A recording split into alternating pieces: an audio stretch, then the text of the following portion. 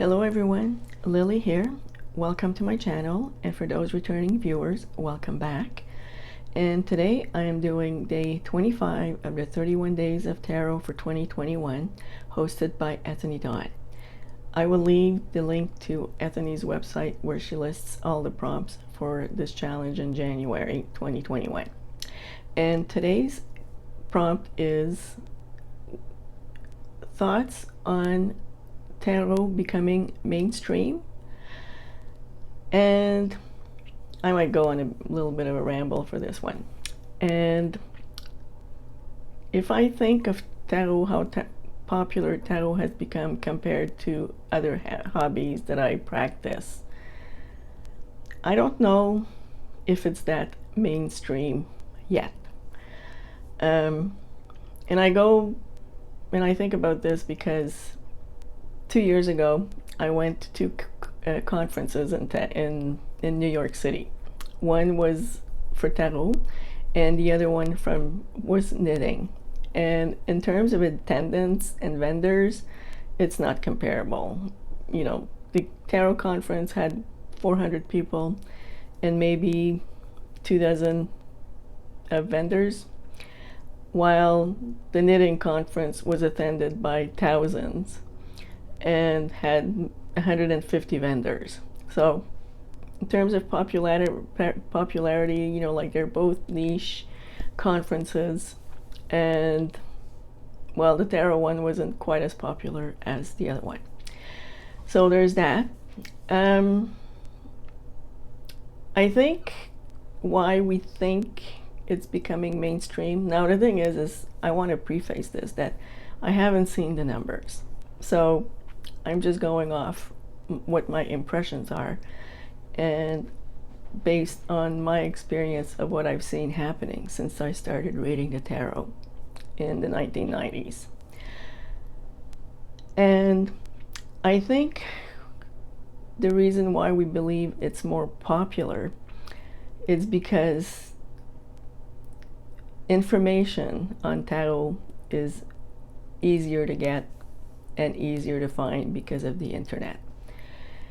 When I started reading the tarot, the only way you could get your hands on information was either going to a metaphysical store and buying a book, taking a class, which I know, like through local schools here, I think classes, we could get like introductory classes here. And that's about it. So it was hard to find people to share, you know, it was hard to find people to talk about tarot. Like, I didn't know anybody. And that's one of the things that when I say, you know, compared to today, like today you can go online and find a group somewhere, you can go on Meetup. It's easier to find out about conferences. So that's one of the things that I've observed. And then came the internet. And I don't know if anybody's old enough to remember the earlier days, but most of the website, if you could find a website, it was usually like a listserv. Not much of it was commercial, and the way you interacted with people was either to going through a chat server, or you could sign up to mailing lists. And I remember being a member, like the minute I heard about the Tarot L mailing list, I joined. And I don't remember how many people were part of it. But the thing is you could actually talk to, like, people like Mary Greer would actually participate. Robert O'Neill would participate. I remember the creator of the Victoria Regina tarot deck, you know, a deck that is now, that it has been out of print for a long time, and it is worth a little bit of money. Like, I remember when that creator was on that list talking about the creation of her deck. So that was a, you know, start of it being more popular. And then Photoshop came on the scene, and you started seeing decks that were easier to produce because they could be done in Photoshop. So it's been a progression that, things became more readily available, and with technology, you could find information easier online. Instead of going to buy a book, you could go to a website called Learn the Tarot, which, eventually by Joan Bunning. Actually, she did everything online first, and then because people wanted the information in hard copy form, that's when she actually published her book. But it was all available online. And so, which brings us to today. So along this progression, deck creating became easier with computers.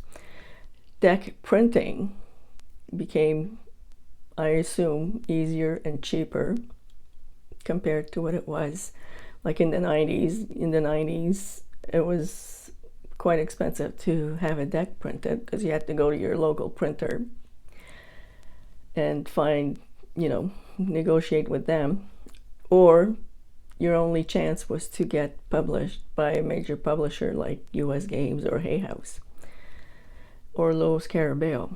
So now, we see a lot more independently produced decks because it's just easier for the creator to just go out there and find a way to print their deck, including crowdfunding sources like Kickstarter. So that's one thing.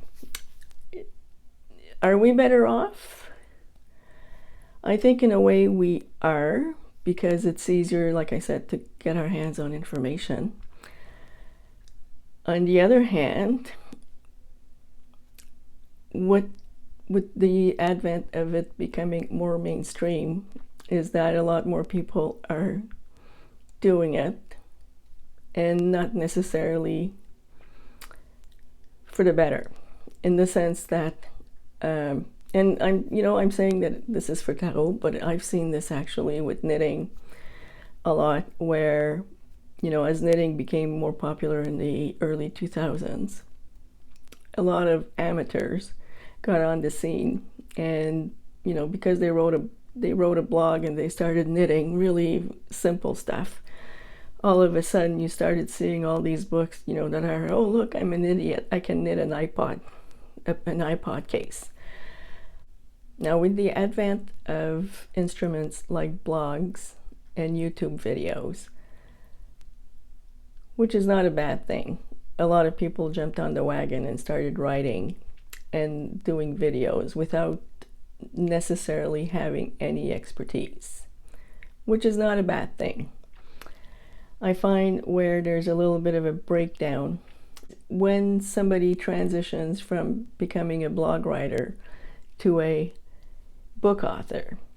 It's not always a good transition. Just because someone can write a blog doesn't mean they can write a book. And just because someone can do a YouTube video doesn't mean they can actually teach. And that's been my experience, that presentations and courses that I've seen given by influencers and YouTube personalities, well, you know what? They weren't great. They were actually pretty bad. Like, I remember one presentation in particular that I've seen was, this person was actually giving a presentation on symbols and symbolism, and the first thing that came out of her mouth when she did her presentation was that she didn't know anything about it. And she spent the next 30 minutes talking about a book that she uses all the time about symbols and symbolisms. So, while another one that I've seen where, she did a presentation that actually came out of left field and meant absolutely nothing. Like, I didn't get it. Nobody in the room that saw that presentation got it either. So I find that's one of the pitfalls.